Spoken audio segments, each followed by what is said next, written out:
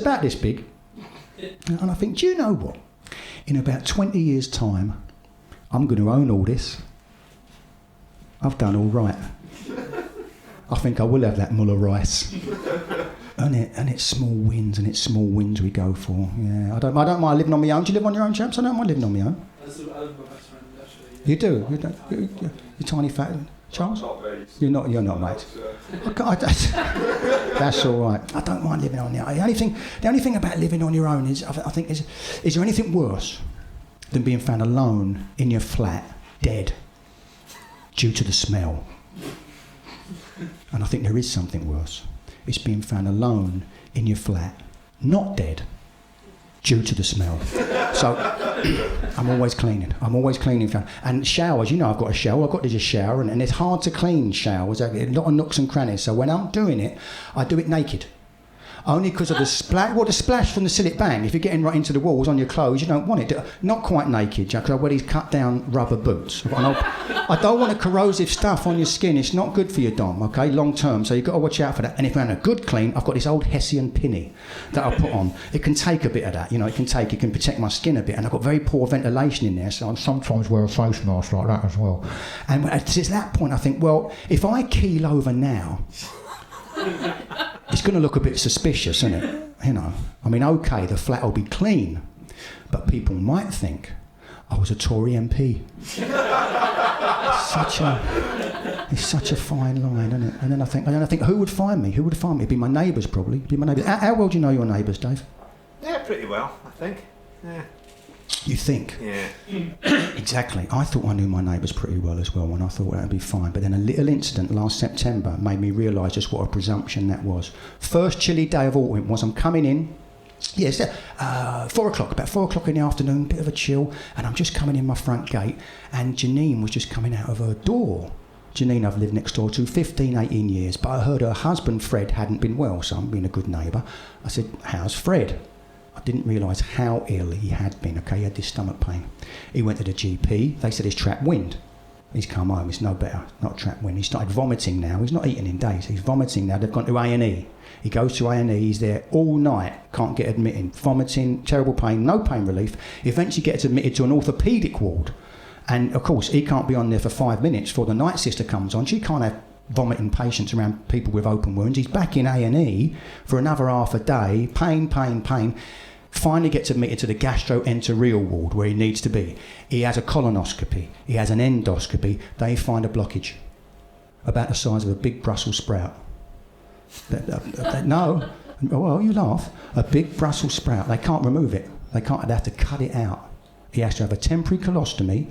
He's being sustained just by a nasogastric tube, just fluids into his stomach. He's lost about 3 stone, and it's at this point I noticed she had a crumb on her upper lip. Yeah, no, a great big thing it was, like a stud. I thought, what's that? What's going on there? Great big, you can't focus. And then I'm like, as she's talking to me, she's sort of, sort of licking her lips, clearing her mouth, And I'm picking up odd words now. I've seen a blood test, scans, but I can't not focus on it, It's like something out of a De Beers front window. This thing's shot. There's a low sun coming over my shoulder, and it's going through it like a kaleidoscope. It's sending. I thought, what's going on? And I can't really follow what she's saying because I'm looking at it, and more words, senior consultant, emergency surgery, and then it hit me, the warmth from her flat. She's been baking, I could smell it. She's been baking. I couldn't work out, Dom, is it carrot cake or is it flapjack? Because I'm looking, it's hard, isn't it? It's tough to tell. Everything's really telling me flapjack. Like it's amber hue, it's tenacity of hold on the flesh, the density of the sugar, the light going. But I couldn't discount carrot cake, could I? A fresh carrot cake, same sort of colour, bit of mascarpone, making it sit up there, hold on. I couldn't discount it, could I? And she's carrying on. I thought, well, hold on, it's like 4 o'clock in the afternoon. What? I don't eat? Well, fair enough. So we're carrying, and she's going on and on. I thought, well, maybe she's made it for her boys. No. They went to university last week. No. Okay, maybe she's made it for Fred. Made it for Fred, hasn't she?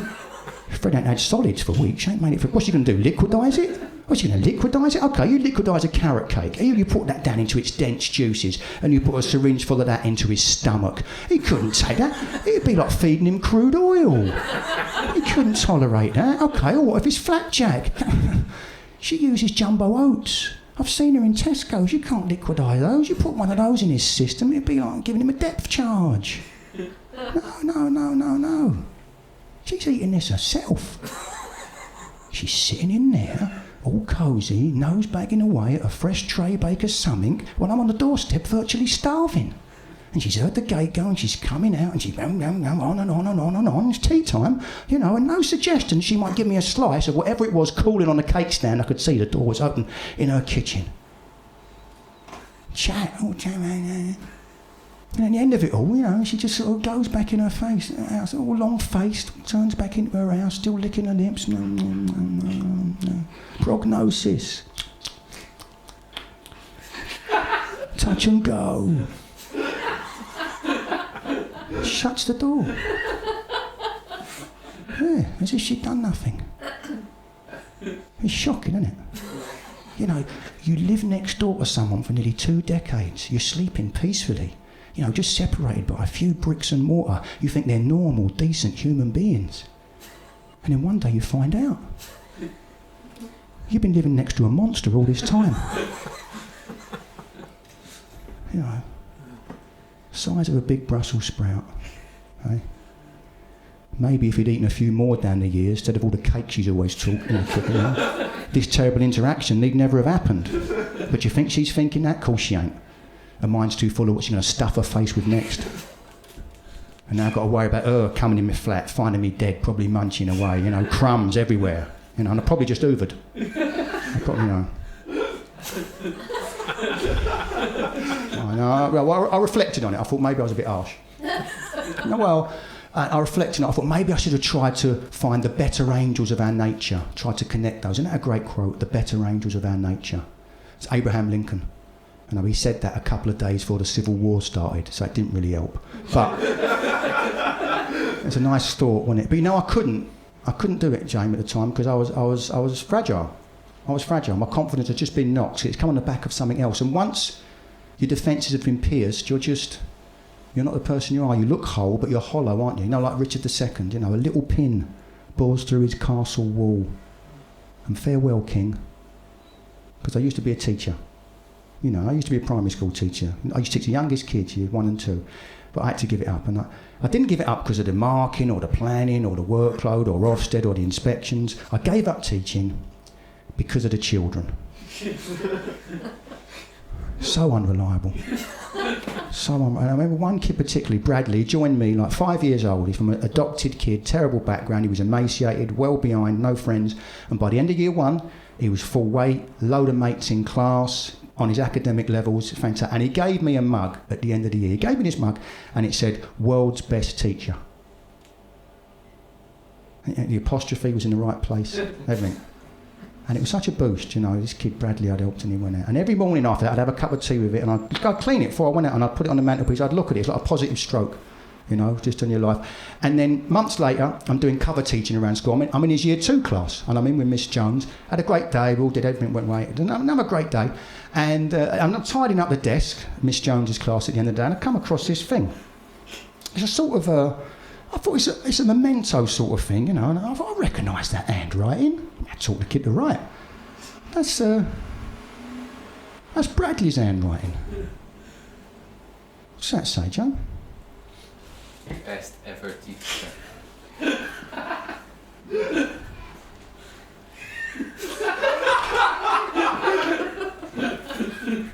It's not me, is it? In fact, he looks a lot like Miss Jones. She's useless. A bit Miss Jones. I thought, well, hold on, let's break it down. I'm the world's best teacher, okay? I'm the world's best teacher. That's a geographic title, isn't it? It's a big landmass. It's not insignificant, but it's a title. Okay. She's the best ever teacher. It's sort of infinite, isn't it? It sort of incorporates any land mass or matter. So in any way you look at it, her title trumps mine, doesn't it? I mean, what's he thinking? So it's like a couple of months later, what's he thinking? You know, I thought, well, maybe he's just a bad judge. Or maybe he's a liar. Or maybe he's an arch manipulator. And he's going to do it every year to every teacher and just spread his deceit across the whole profession, mocking all our best intentions. Get out of that.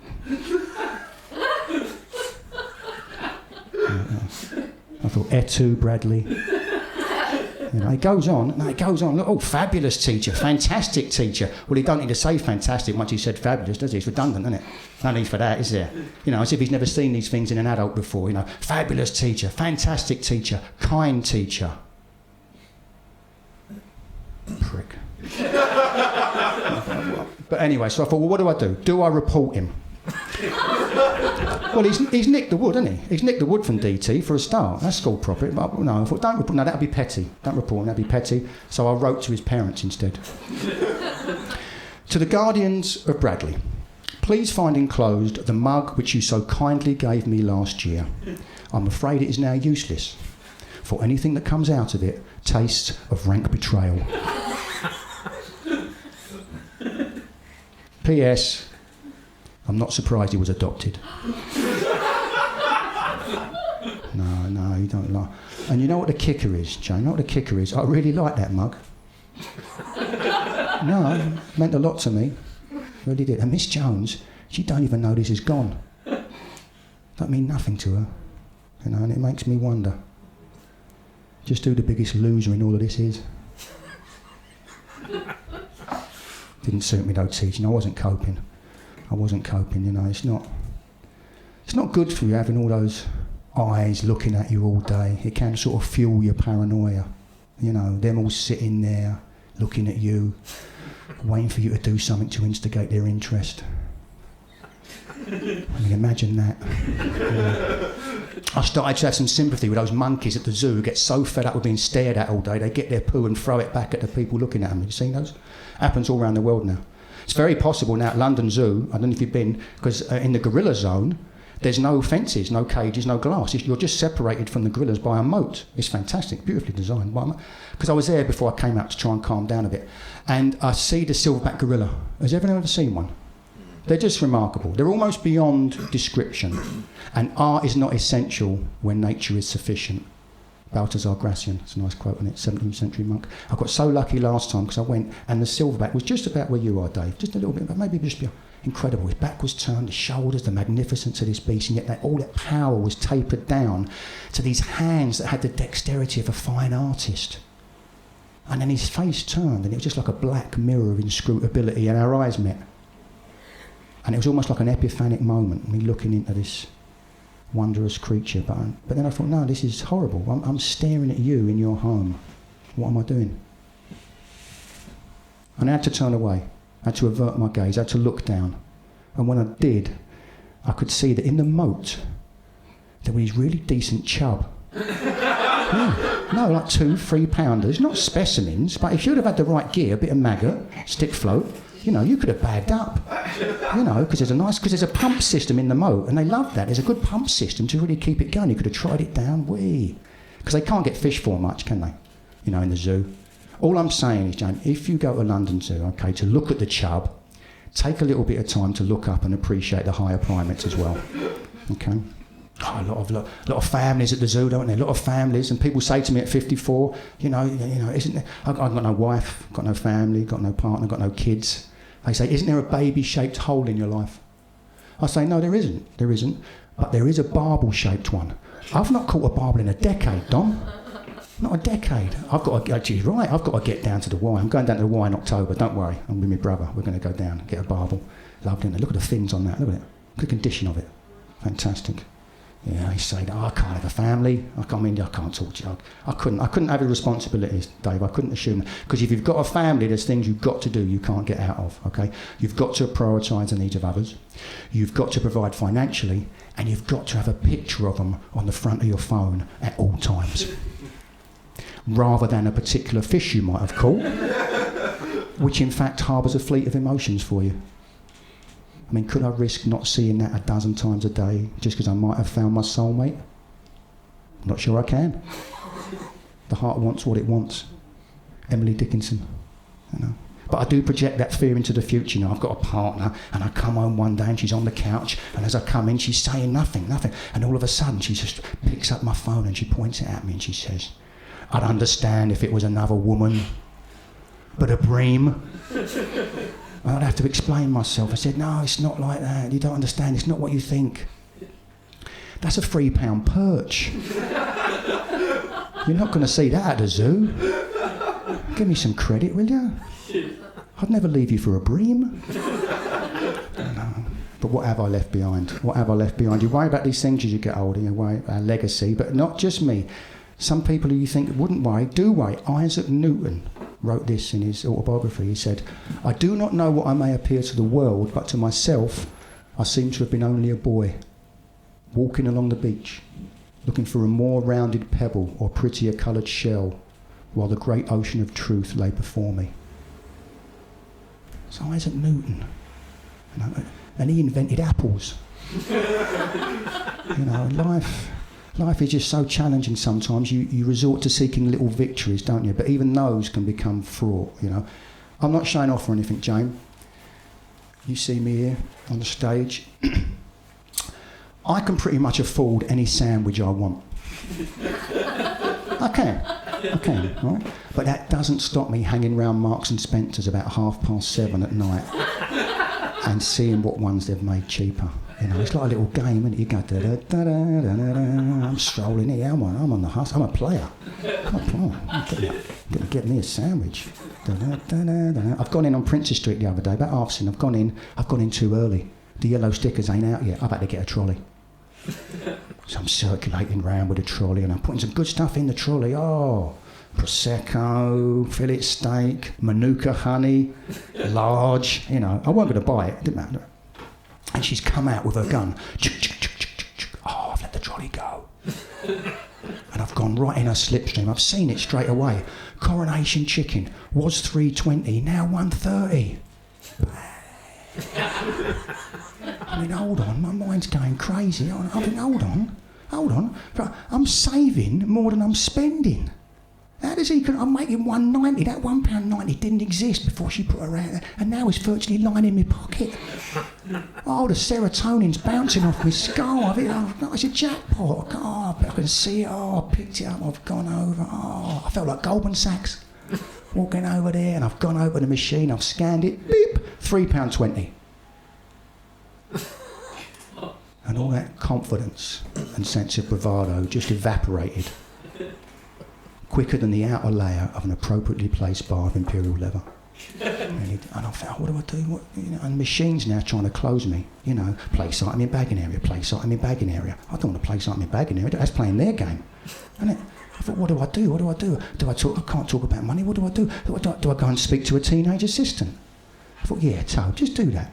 Just go and speak to that teenage assistant and explain to them that as a middle-aged adult, I have the right to circulate their fridges in a holding pattern and make calculated petty savings without feeling ashamed about it. Yeah, just go and find Nigel over there, old spotty Nigel. Yeah, go and find Nigel and tell him about this miscarriage of consumer justice. Yeah, tell him, a third of my age, on a tenth of my wages, holding down 2 part-time jobs in order to pay the exorbitant rent for a room in a house he'll never own to a landlord who just looks like me. Yeah, go and tell him that this 53-year-old pension-backed mortgage-free homeowner had been enticed, nay, entrapped into a deal which it turns out is a complete fabrication, a mirage, a tissue of lies. Place item in bagging area, and I placed it in the bagging area. Defeated. It's got me in it. Player got played. I thought I was king of the sandwich hustle. I'm just a pawn in a multinational scam.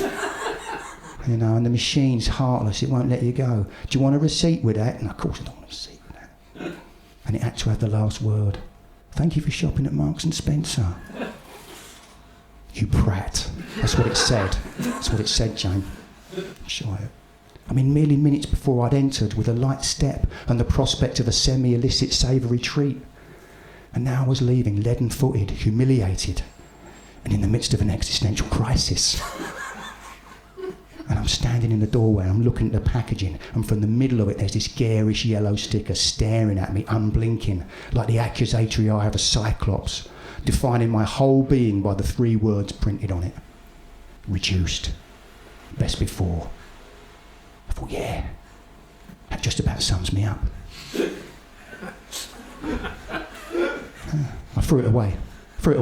Couldn't eat it. And it sent me into a bit of a spiral. That night I couldn't sleep. Negative thoughts on a loop, just going round and round. That I couldn't go and speak to the assistant in the first place. I went in there for a cheap sandwich at all. And the next day I found myself in the same mood, just aimlessly travelling on public transport. Me going round and round, my thoughts going round and round, but not going anywhere. I wasn't the neighbour I wanted to be. I wasn't the teacher I wanted to be. I wasn't the person I wanted to be. And then the train I was on stopped. And it was rush hour, and everyone's getting the ump and annoyed, and I was indifferent. I felt no need to be here or there. Hour and a half later, the train's moved on, and we've got to the next station, and we found out the reason we'd stopped was because miles down the track, someone had let a bomb off at Parsons Green. A young man without any plan or any specific target had wandered onto a train and just left it in a bag. And I couldn't get over the arbitrariness of it all. I was somewhere between resignation and fear.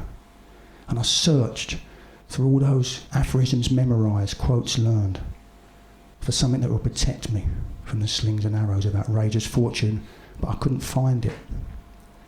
I held my Camus, my Nietzsche, my Freud, but none of it could relieve the sense that I was just another body, pushed out onto a skating rink. I couldn't escape, unprepared, and barely able to keep my balance.